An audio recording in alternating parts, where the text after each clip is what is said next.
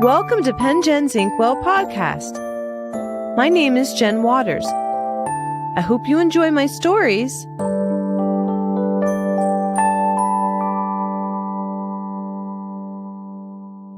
Father Christmas is my attempt to write a rhyming poem like 'Twas the Night Before Christmas. One of my favorite Christmas memories on Christmas Eve is reading 'Twas the Night Before Christmas snuggled up in bed with my brother Andy when we were kids. My dad used to collect Santa Clauses. Most people buy one or two Santas. My dad bought Santas year-round and put them on the living room shelf and left them there all year. Every Santa of every kind. I always liked the real story of St. Nicholas, the patron saint of children, so I researched his life and fictionalized it, and that's how I came up with this poem. Some people don't know that there really was an actual St. Nicholas on which Santa Claus is based. So Santa Claus is not completely a commercial idea. While working on my children's writing, I just kept thinking, I need St. Nicholas. And then later, I found out that there was a St. Nicholas magazine, a popular monthly American children's magazine with year-round Christmas stories, for which Mark Twain, Louisa May Alcott, and E.B. White would write. It ran from November 1873 until 1943.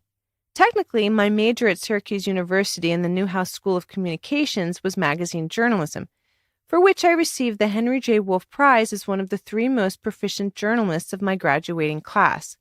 Also, along with 12 other graduating students, I received a medal as a SI Newhouse Scholar. Today, I think the magazine journalism major has become the Harry Potter major. I was always good at creative writing, but never knew what kind of magazine I'd like to have until I'd heard of St. Nicholas magazine. I founded my blog, Penn Jen's Inkwell, after knowing about St. Nicholas magazine, with its year-round Christmas stories. I liked the innocence of it. I also enjoyed the hand-drawn illustrations in St. Nicholas magazine, and I hope to find good illustrators and animators to help me visualize my stories. One day, I found a stack of old-bound St. Nicholas magazine copies, a portrait of a bookstore in Studio City. I walked in and there was like a stack of 50 of them sitting there, and I thought, well, I can't buy all of them. What am I going to do? So I bought 3 or 4. The lovely bookstore has since closed, but I couldn't believe it when I came across actual copies of the magazine. Much like Dr. Seuss, who I'm sure is not the only person on the planet who can write an excellent rhyming poem, Father Christmas would make such a great illustrated picture book. I tried with all my rhyming poems to use perfect rhyme, to make much better sounds instead of slant rhyme, which is used in most country songs for originality. I could also see Father Christmas being adapted as a stage musical and animated film. It scored to Up on the Housetop and Jolly Old St. Nicholas.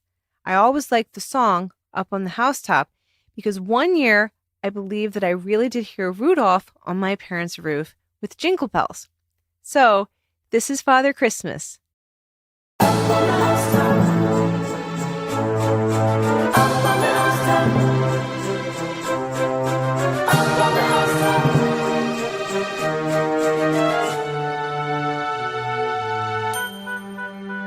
One brisk winter night, an angel appeared to a toymaker named Nicholas with his pipe and his beard.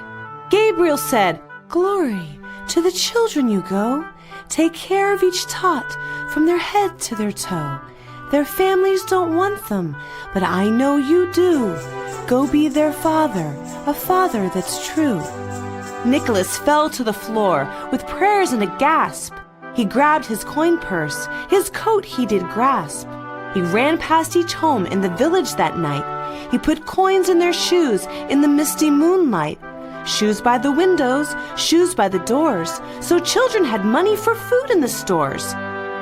The next night he pondered their need for some sweets, for toy trains and candy, for holiday treats. So he tiptoed through town with his gifts in a sack. He left toys and candy no child would lack.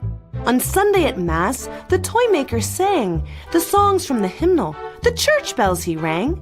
He sat on the steps of the cathedral with glee and told stories of reindeer that flew above the tree. When the priest heard the stories, he told Nicholas, "Be quiet. Snowmen are evil. Fairy elves start a riot." Put your money in the plate that comes round the church. Stop making up lies. The devil might perch. But Nicholas heard prayers of his neighbor at Mass, who asked God for dowries for his daughters, alas. He worried his children would never find mates. They each needed a suitor and then wedding dates. So the toymaker dressed in a red velvet cloak, filled purses with coins for the poor common folk. He climbed on the roof of the faithful man's home. He saw a flying reindeer, through the sky they did roam. Down the chimney he dropped the purses with faith, that stockings would catch them, as Gabriel would say it. Then he climbed from the rooftop, walked away in the snow, till the poor father found him and said, "I can't take this, no." Nicholas refused and said, "I'll give, not receive. Your good Christian daughters will be married Christmas Eve." The common man fell to his knees as he cried, "Jesus and Mary, the groom and the bride. This man is a saint, a father that's blessed. He is Father Christmas. Just look how he's dressed." When the parish priest heard of the poor daughter's gifts, he tracked Nicholas down as he took his night shifts. The priest hoped the women in the village would not wed. More nuns for the parish who bake daily bread. The next night he ordered the parish to return any gift from a stranger that they did not earn. The priest canceled Christmas. He called off the Mass. No weddings this Christmas. His words cut like glass. If children felt hungry, he told them a lie. Oh, pray so much harder. It's your fault you can't buy food for your tummies. You must have sinned. Children are trouble. Your hinds should be skinned. But Nicholas said, "Children will eat. The women will marry, not live on the street. I gave the presents. They won't be returned. Love is a gift. It cannot be earned." The priest said, "He's lying. He stole what he gave. Someone arrest him. Make him behave." Nicholas ran for his life, and he doubted he met an angel from heaven he tried to forget. But that night in his sleep, an angel appeared. Gabriel said, "Wake now, the Lord be revered. The priest will be caught for the evil he did. You are Father Christmas. Your name won't be hid. Vow now to listen and heed what I say. You'll soon be a hero. Celebrate Christmas Day." The week after Christmas, the priest set a trap. He waited till Nicholas dozed for his nap. He lured women and children to the old dusty church. With orphans as hostage, no parents could search. He told the women God put him in charge. His heart was small and his crime very large. Once the women and children were tied up in tears, the priest filled them up with all kinds of fears. He sent word to Nicholas for a mighty high ransom. His letter was ugly, his handwriting unhandsome. When Nicholas read of the capture at hand, he climbed the church steeple and he took command. He jumped down the chimney and landed feet first. He sent up a prayer he would not think the worst.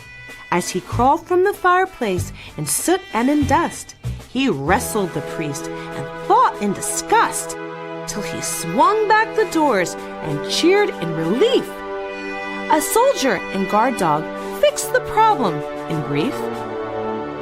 Now the children were free, the women were blessed. Father Christmas said, "Dear ones, do not be distressed. The liar has left now.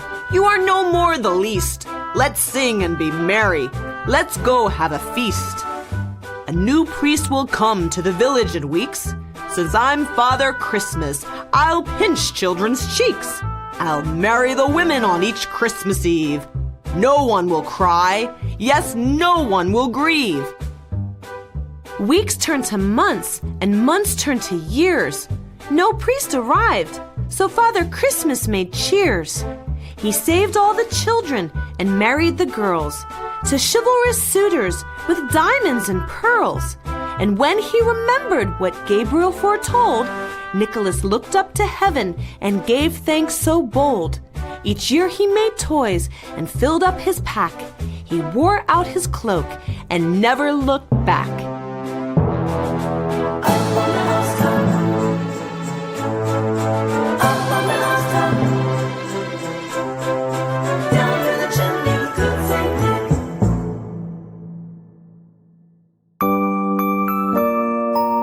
This has been Pen Gen's Inkwell Podcast. I wrote and performed all the original stories in the podcast. This podcast is produced by Eric Baines, who scored all the stories and poems in the series to original and public domain music. The podcast is associated with my blog of the same name, Pen Gen's Inkwell, which can be found on my website, jenwaters.com.